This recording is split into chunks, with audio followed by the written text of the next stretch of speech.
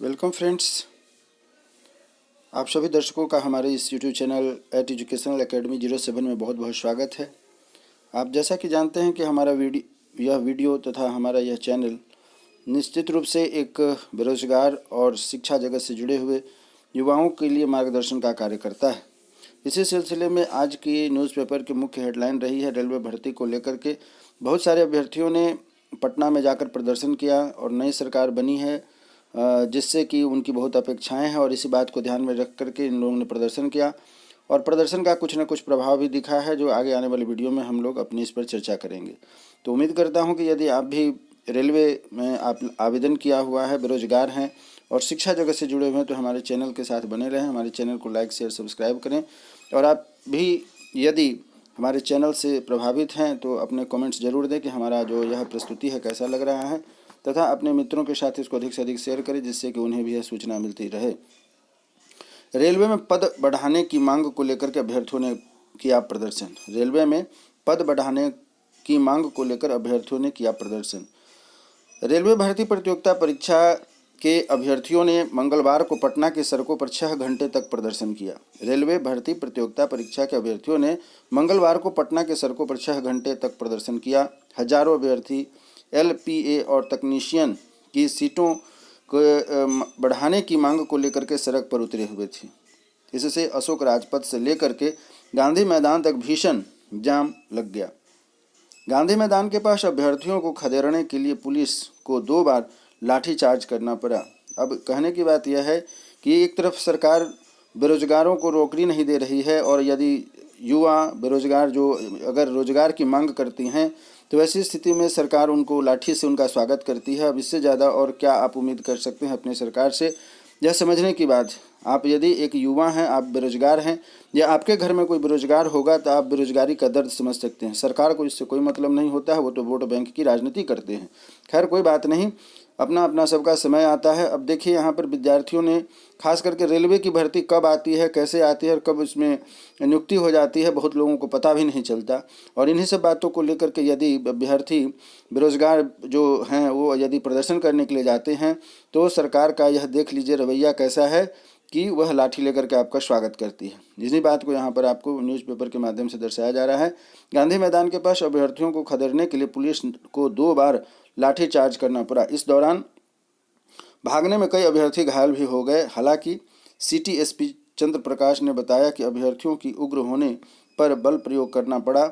उपद्रवियों की पहचान की जा रही है। आंदोलन की शुरुआत बाजार समिति से हुई और हजारों अभ्यर्थी मार्च करते गांधी मैदान तक पहुंचे। आंदोलनकारी मैदान के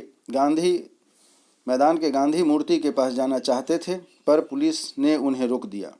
अभ्यर्थी रेलवे के किसी बड़े अधिकारी से बात करना चाहते थे, लेकिन उन्हें ठोस आश्वासन नहीं मिला। अब देखिए यहाँ पर बहुत अच्छी बात है कि अभ्यर्थी साफ साफ कहा जा रहा है कि अभ्यर्थी ने किसी भी गलत मंशा से अपना प्रदर्शन नहीं किया। वे अभ्यर्थी रेलवे के बड़े अधिकारी से बात करना चाहते थे, लेकिन उन्हें ठोस आश्वासन नहीं मिला। अब बताइए कि अभ्यर्थी यदि बेरोजगार है और रोजगार की मांग करने जा रहा है, आप एक तरफ लाठी से स्वागत करते हैं और दूसरी तरफ उस विभाग के पदाधिकारी से अगर मिलना चाह रहा है तो उस पर भी आप रोक लगा देते हैं। फिर अब अभ्यर्थी बेरोजगार है वो आखिर करे क्या, किसके पास जाए? सरकार नौकरी नहीं देगी तो फिर वो जाएंगे कहाँ? तो इन सब बातों को लेकर के यदि आप प्रदर्शन करते हैं तो आपका स्वागत लाठियों से होता है। अब यहाँ बात आती है कि अभ्यर्थी रेलवे के किसी बड़े अधिकारी से बात करना चाहते थे, लेकिन उन्हें ठोस आश्वासन नहीं मिला।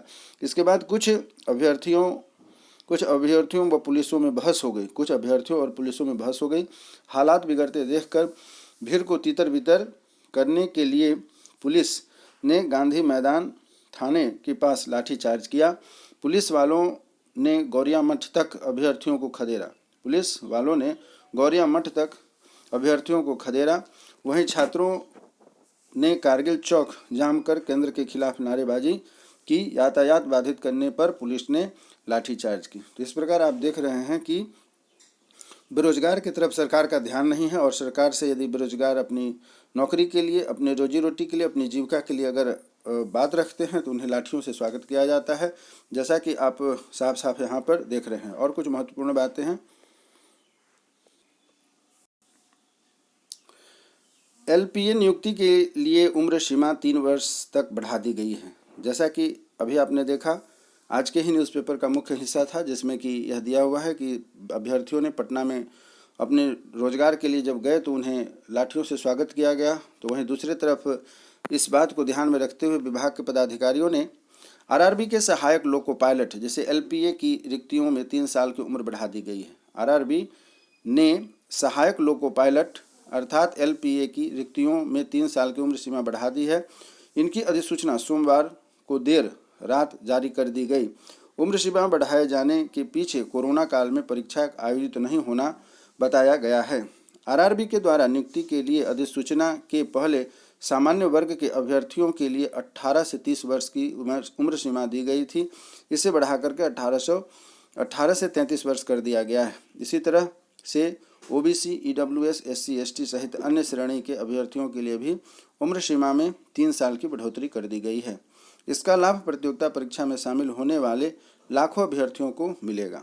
खास करके वैसे अभ्यर्थी जिनकी उम्र समाप्त हो गई थी, उन्हें इसका लाभ मिलेगा।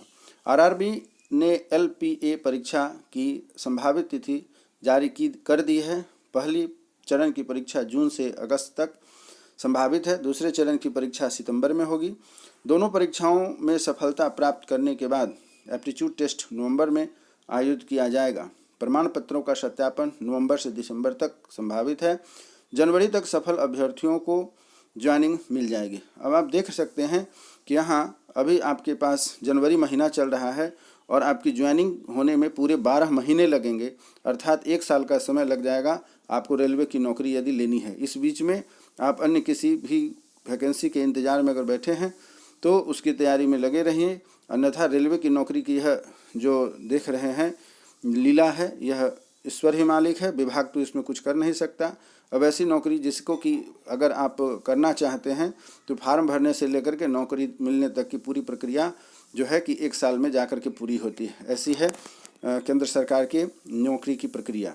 जनवरी तक सफल अभ्यर्थियों को ज्वाइनिंग मिल जाएगी। पूरे 1 साल लग जाएंगे। इस जनवरी 2024 से लेकर के 2025 तक जो है कि आपका जनवरी में यह नौकरी होगी। आरआरबी ने स्पष्ट तौर पर कहा है कि अभ्यर्थी 19 फरवरी तक आवेदन फॉर्म भर लें। अंतिम समय में एक साथ आवेदन करने पर सर्वर पर लोड बढ़ जाता है। ऐसी में आखिरी समय पर आवेदन करने में दिक्कत होगी। ऐसी स्थिति में रेलवे आवेदन की तिथि नहीं बढ़ाएगा।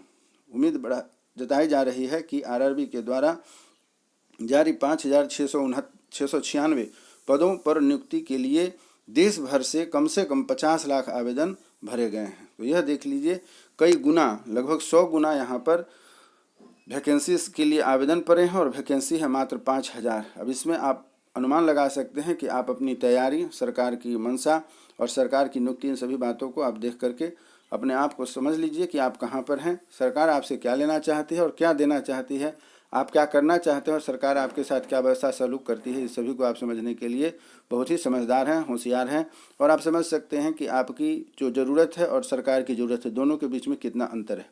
टेक्नीशियन की बहाली जल्द होगी। रेलवे भर्ती बोर्ड के द्वारा टेक्नीशियन की जल्द बहाली निकाली जाएगी। पूर्व मध्य रेलवे के मुख्य जनसंपर्क अधिकारी वीरेंद्र कुमार ने बताया है कि टेक्नीशियन सहित अन्य पदों पर बहाली के लिए अधिसूचना जारी करने की प्रक्रिया अंतिम चरण में है। प्रक्रिया पूरी होते ही शीघ्र अधिसूचना जारी कर दी जाएगी। रेलवे भर्ती में रिक्तियां बढ़ाने की मांग को लेकर पटना में प्रदर्शन करते अभ्यर्थी।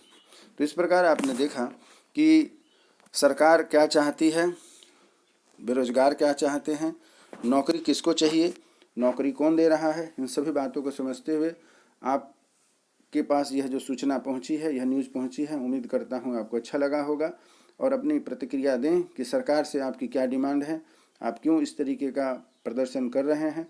आप सबों की जो बातें हैं हम अपने चैनल के माध्यम से सरकार तक पहुंचाने का, सरकार तक रखने का प्रयास करेंगे। उम्मीद करता हूं कि हमारा प्रयास आपको अच्छा लगा हो। इसी शुभकामना के साथ कि हमारी आपकी फिर से मुलाकात होगी नए वीडियो में। तब तक के लिए स्वस्थ रहें, मन लगा करके पढ़ाई करें तो अपने भविष्य के प्रति सजग रहें। धन्यवाद।